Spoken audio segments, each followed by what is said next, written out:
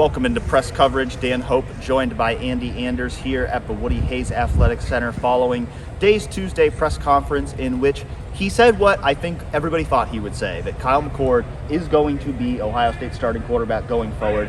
In my mind, a pretty obvious decision based on what we saw on Saturday against Youngstown State. Yeah, just the numbers he put up, obviously 70% completions, took that step forward. And, Day touched on it again today with the message all offseason and into the season with this quarterback battle has been consistency. And we just saw more consistency from Kyle McCord, I think, across both weeks, but especially against Youngstown State. Day said it was a decision that he really felt like was going to be what he said after the game Saturday, but wanted to go back, look at the film, give Devin, one last look, one last chance, kind of review things. And then Tuesday he came out, and now McCord's the guy moving forward. Yeah, I know some people were kind of after the game Saturday like, really? He can't make a decision after watching that? But I think as a coach, you have to be level-headed, and also you have to talk to the guys first. Was he going to break that news to the media before he told Kyle and Devin himself? No, he wasn't going to do that. And so I think the way he handled it was very appropriate. And as you talked about, I think it was very important for him to make this decision now because Notre Dame is 1 week away. And so I think it's very important for Ohio State to get into a rhythm behind one quarterback. And now the question is, we've obviously seen some clunkiness in the offense the first 2 weeks.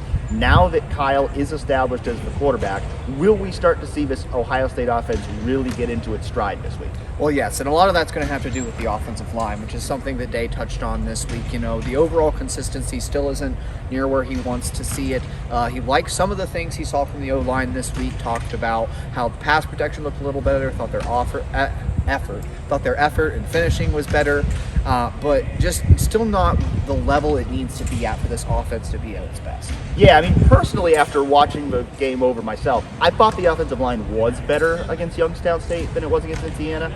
At the same time, it was Youngstown State. There's going to be much tougher tests to come for this offensive line, and certainly the penalties. You see, I know you did the math on Travion Henderson about how he would have had, 27 yards more, another touchdown, if not for some of the penalties that were called. So certainly some things to clean up there. Another area where Ohio State's certainly looking for improvement is at defensive end, where Ohio State has not had any sacks through 2 games. Though, from talking to both Ryan Day and Jim Knowles today, neither of them seemed overly concerned about that, just based on the fact that both of the teams they've played so far have been run-heavy opponents. Going into this week's game against Western Kentucky, who is about as pass-heavy an opponent as Ohio State's going to see all year, this is a week where Ohio State really needs to see JT, Jack Sawyer, and the rest of those defensive ends start to make their presence felt more on the game. Yes, I think this is where you can start having some concerns if they come out of this week with no sacks, because it really hasn't felt the pressure off the edge. You really haven't felt the pressure off the edge through these first 2 weeks from both of them.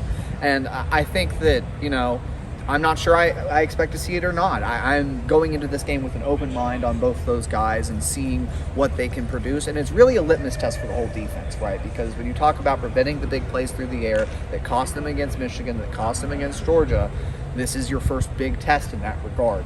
And so this, not just the defensive ends, but for the whole defense, this is a really good indicator. Yeah, this Western Kentucky offense led the entire country in passing yards per game last season, and they have been very strong here in these first 2 games of the year. And so this is going to be a real test for the Ohio State defense. Lots of talk already about Notre Dame coming up next week, but I think this game in itself is important just to take care of business in this one, because I do think this game, just based on the fact that they're going to be facing more of a passing team that may look a little more comparable to what we might see over the rest of the season, I think this week is going to be telling in itself.